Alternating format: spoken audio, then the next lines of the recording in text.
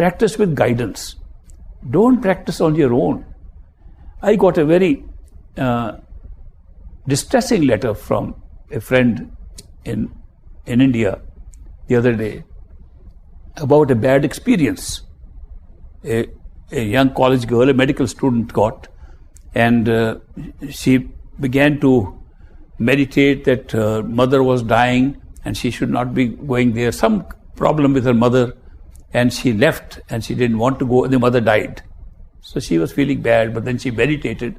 In the meditation, she went into a level where she could see the mother, and she said, "Mother, I want to be with you." Mother said, I have to go somewhere else. And then she said, "I want to accompany you.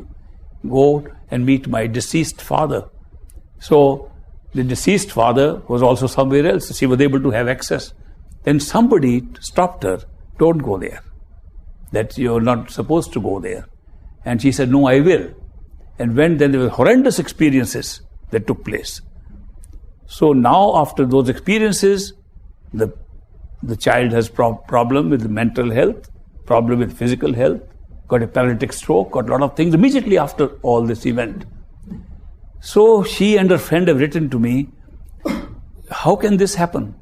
I just given a reply this morning that if you go into unguided meditational experiences like that and have no experience where you are going, you must know that apart from the 5 stages I'm talking of, which is the physical state, astral, causal, spiritual, total, there is a stage which is an overlap of the physical and the astral stage. We call the astrophysical overlap, in which you can be in the astral and also be in the physical.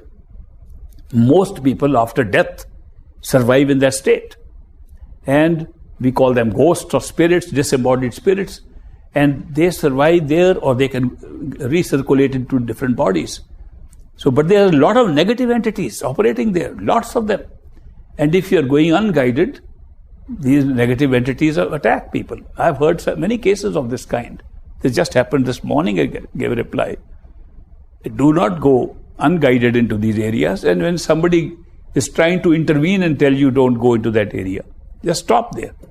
People have had these bad experiences. Even initiates of masters I have known have gone into hell and had hellish experiences and so on. So that is why it's a strong recommendation of mine. Always go into these areas of internal meditation through a proper guide, and must be guided all the time.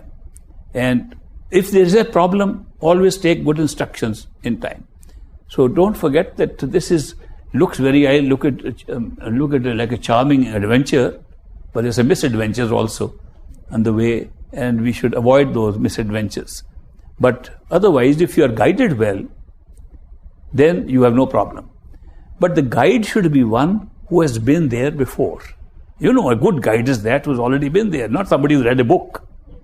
If a man has read a book and guides you, he'll be in trouble and you'll be in trouble. So therefore, don't go after learned people. The learned people have read books. Go after experienced people. The perfect living master is one who has had experience of there. He need not be learned. What is the definition of a perfect living master? It is not that he has read many books, that he has passed examinations, or is a good speaker, or that he can write well. None of these. The only condition that justifies a person to be a perfect living master is he's been there where he wants to take us. Moreover, people ask me lots of questions nowadays. Who is a perfect master? Is that master perfect? That master? Unfortunately, the number of masters is growing very fast. So it's become a big business too. So they travel from the east to the west, and all over you find masters. And if you wear a nice garb and dress up in a nice way, you can look like a good master too. So this has become very difficult for people to know who is a perfect master, who are fakes moving around. My definition is of a master. A master is one, good master is one who tells you to go within yourself to find the truth. If anybody says that, I think is a good master, fake or not fake, because he's giving you the right direction. How far that master can take you will be only how far he is gone. He cannot take you beyond that. So don't worry about that either, because once you've gone there and your seeking is still there, you will find another master who will take you further. Why do I say that with so much confidence? Because I know that you can't find a master, nor can I find a master. It's always the master who can find us.